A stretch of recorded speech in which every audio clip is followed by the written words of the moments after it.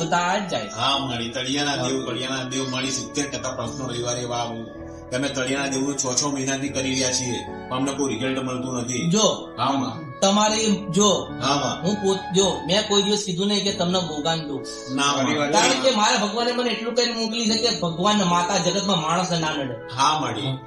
કારણ કે એ નડશે ને તો તમે ધરતી પર કોઈ હોય નહીં. હા એ નડક એવી રીતે હા કે તમને જગાડવા માટે. હા કોઈ ધંધાના રૂપમાં નડશે, કોઈ બાળકોમાં નડશે, કોઈ વહુમાં નડશે, કોઈ અલગ રીતે નડશે, પણ માતા મારી ના ના તોય લોકો શું કે તને નખો દે મશાણી મેળવે તો હામાં જવા બાલ ન કે એનું કાઢ્યું છે તો મારું નહીં કાઢ, બાર નહીં પૂજવી. આ તો દીવો ચાલુ કરે બોલ. હા મળી. જો આ બધા થાક્યા છે. હવે પેલું કેવાય ને કે દૂધના દાદેલા હોય છાશ એટલે એવા આવવાના. ચાલુ થઈ ગયા.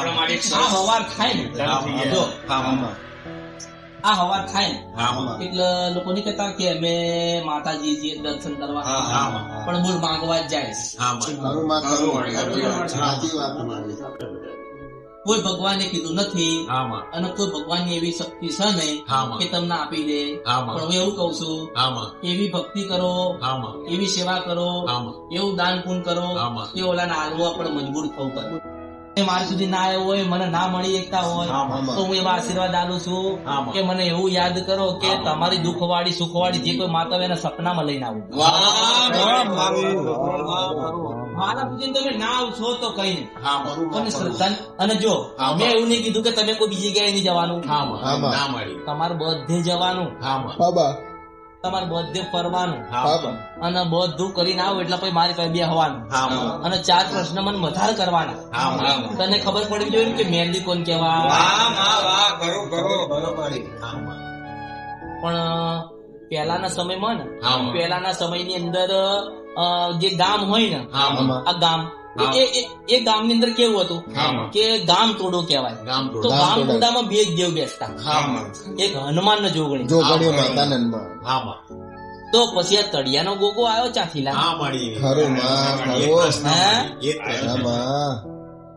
અમુક બૈરા એમ કે પાછા અમે ગોગાન દીવો કરીએ.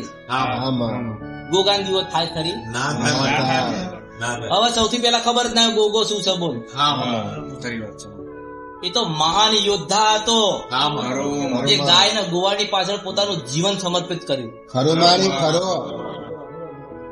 હે અને એ જગતમાં પૂજા તો થયો.